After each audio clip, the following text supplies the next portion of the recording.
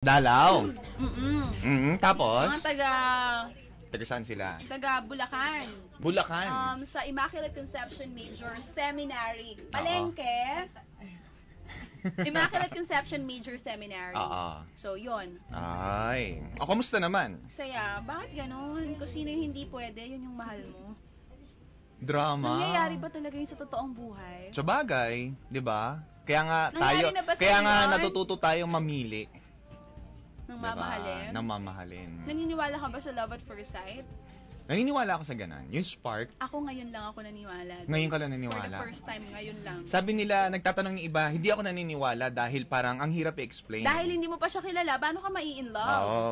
Tsaka, ang hirap ipaliwanag. Ikaw ba, kahit papano, kaya mong sabihin kung ano yung naramdaman mo? Anong sabihin? Ikwento mo kung ano yung naramdaman mo nung nagkita kayo. Nandiyan ba siya? Oo, dyan. Si kuya yan Oo, dyan nga sila. Nandyan. Oo nga, nagbabalik sila. Oo, yung mga... bawal na sabihin na bumalik sila. Dahil pinauwi na daw sila. Napagalitan ba kayo? Ay, hindi. Okay. So, Andiyan ba nandiyan sila sila, sa babe. lobby? Oo, nandiyan sila sa gilid. Bakit nandiyan kayo? Magpakita kayo kay Jack Oo. Mello. Huy! So, ano yung tinatanong mo? Hindi naman ako pare. Natago. Ano yung tinatanong mo, babe? Kung ano yung naramdaman mo, ma-explain mo ba kung ano yung bakit mo nasabing love at first sight? Ma-explain ko na kasi nandiyan na siya. Sige nga, i-explain mo nga. Kung anong pakiramdam ng love at first sight, pagkakita mo sa kanya, para kang nanginig. Okay. Parang tumayo yung balahibo mo. Hindi ba dahil sa kulang ka sa saplot, kaya ganon? Nalamigan ka lang si aircon? Ano ka ba? Off-shoulder yan. Isang balikat lang ang nakalabas. Kaya nga, hindi ba dyan pumasok yung lamig? Hindi yan totoo. Hindi totoo. So talagang Hindi, yung pero naramdaman mo, before, hindi talaga. spine chilling, yung mga ganon. Ikaw ba naramdaman mo na rin ba to? Oo naman. Anong naramdaman mo? Yung tipong, meron ako nakitang isang girl na parang hindi mo ugali gawin na makipagkilala sa isang stranger, pero parang willing mo gawin. Ginawa mo? Nakipagkilala ka? Gusto kong gawin. Pero hindi nagawa. Naghahanap ako ng paraan. Saan mo siya nakita? Ay, pero meron akong ginawa na hindi ko ginagawa. Saan mo siya nakita? Sa mall. Eto nakita ko. Oo. Pwede ko ba siyang... Babe, kailangan ko siyang i-nose to nose. Gusto mo siya i-nose to nose? Ba't di mo lang i-kiss? Ba't kailangan pa i-nose to nose? Bawal kasi i-kiss. Nose to nose lang ang pwede. Bawal i-kiss. Tatanungin ko siya, teka. Bakit bawal i-kiss? Meron bang rules? Bawal sila i-kiss, di ba? Meron sila dito? i-kiss? Baby, may Bakit? tatanong ako sa'yo. Paano sila bawal i-kiss? Alam mo ba na nagka-girlfriend siya? Oh, yun naman pala eh. So, hindi Ano sila ba? nag-kiss ng girlfriend niya. Tanong natin. Oo. Nag-kiss ba kayo ng Anong girlfriend pangalan? mo? Hindi po. Ha? Hindi po kami. Ano pangalan? Hindi po. Bawal kayo makipag-kiss, di ba? Bawal po. Bawal. Bawal sila. Teka lang, meron akong gusto itan. Ano pangalan mo? Si baby boy. Nico. Ang landi nito. Oo, mula na siya, oh. Ang pogi Si kasi Nico. niya. Nico, ano ba ang... Bawal ba kayo makipag-nose to nose? Teka, ako nga magtatanong sorry. eh. Ano ba ang... Pwede ka dito, tabi kayo. Huwag kang mahiya. Oo, pagka sinaktan ka, sabi mo sa akin, sapakin ko yan. Ano ang rules and regulations ng isang seminarista? Di ba meron pa kayong pagkakataong parang to change your mind? Oo, di ba? Meron pang ganun, di ba? You change your mind. Oo. So, ano yung, hindi ko kasi alam yung kasi ako nagtrabaho. Nag-aral po ako sa isang Catholic school ng mga madre. Meron silang tinatawag na, tama ba ako, novice? Meron. 'Di ba? Yung tipong nag-uumpisa pa lang sila. Pero meron niyang ilang years na pwede pa silang mag-back out bago sila maging mga sisters. Oh, Oo. actually, hindi. Sabi nila kanina, kahit 4th year ka na, may isipan mo mag-back out. Pwede pa. Pwede po. Parang Pwede yung pa. pag-stay mo doon ay yun yung parang discernment stage. Oo. Tapos, how many years 'yan?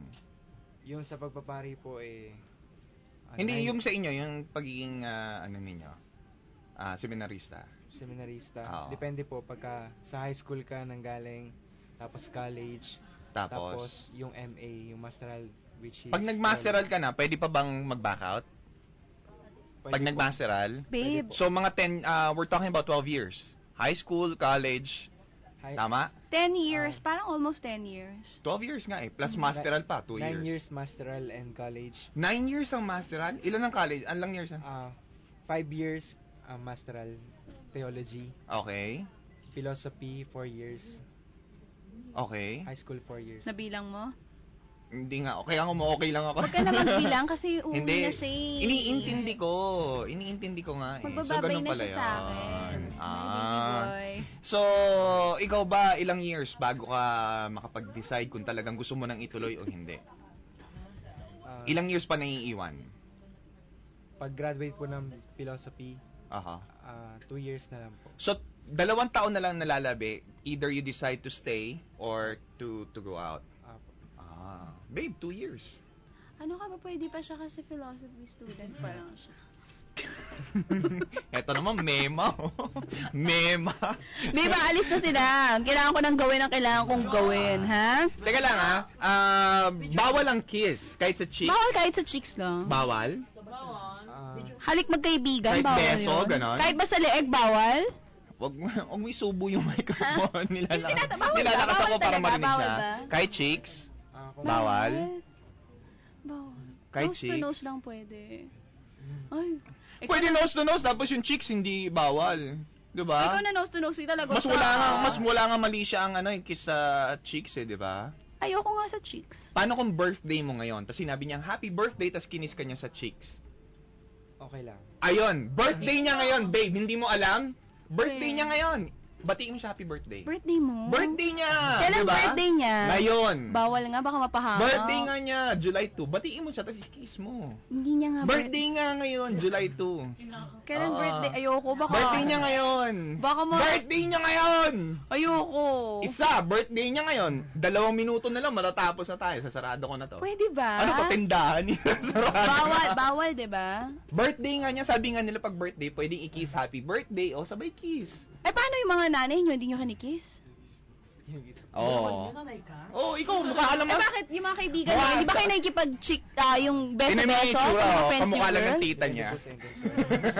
Depende to. Parang sinisip niya, may masama ba ako Sige na, i-kiss batiin mo na doon? ng happy birthday. Happy birthday, babe. Oh, kiss mo. Ayoko baka mabatanggal siya sa seminaryo. Sige. Kasalanan ko pa. Tagal Pwede. naman ito. Oh, huwag na, ayoko na, tagal. Ewan ko sa'yo, bahala ka sa buhay Happy mo. birthday, babe. Maraming salamat ha. Thank you to Nico, to, ano pangalan mo kuya? Si MJ. MJ Ay, and si RA. RA and, tatlo sila, di ba? 5 sila. 5 sila. Sean, Waldy, tsaka si MJ. Nandito ba yung MJ na yun? Adon, alright. Sige, maraming Babe, salamat. ang aga naman ng birthday gift mo sa akin. Bagal mo eh. Ano ka Wala ba? ka eh. Baby boy. Ang arte. Dapat pala si Daniel na lang pinag-greet ko. Eh, baka... Diba? Tagal. Ang daming arte. Alam mo ba kung bakit? Sasabihin ko na sa'yo kung bakit. Oh, bakit? Meron kasing isa na iinggit. Hindi kasi siya na nose to nose. Nagmamadaling umuwi. Huwag ka maingay, tayo lang ang nakakarinig yan. Okay, hindi mo sinabi. Oh, kanina masaya siya eh. Ay. Kaya lang later on, nag-init ang ulo. Mhm. Kasi parang nag-e-expect din siya kay Ate Jo ng nose to nose. So, kasalanan ni Ate Jo. Tama. So, Ate Jo, nag-inarte pa. Oh my God, thank you so much, babe, for that early gift. Maraming salamat, babe. Ingat. Baka mamaya kung saan-saan nakatingin. Thank you very much. Ha? Nag-iilusyon habang nagdadrive pa uwi. At syempre pa kayo po nakikinig dito lang sa Tambayan 101.9. Saan ka pa? Kasama niyo po Jack Melo hanggang alas 5. Quick! Answer! Eto correction lang po doon sa sinabi namin kahapon. Ayun pala sa sinabi ko news. Domestic helper lang pala babe ang binan. Oo, Domestic helper, Philippines and Indonesia dahil nga dun sa hininging pagtaas ng sahod. Ikaw babe, meron akong tanong based on song ni Glock 9 doon sa Walang Natira. Sa tingin mo ba kailangan pang umalis ng mga professionals natin dito sa Pilipinas para lang mag-ibang bansa kumita? Hindi ba dapat nandito sila para tulungan ng bansa natin upang umangat ang ekonomiya? Anong opinion mo? Di ba? Ulitin mo? Hindi ko na-guess eh. Naalam mo ang lahi ng isip ko. Alam ko na kanino. Pakiulit. Ano nga ulit? Nakakahiya.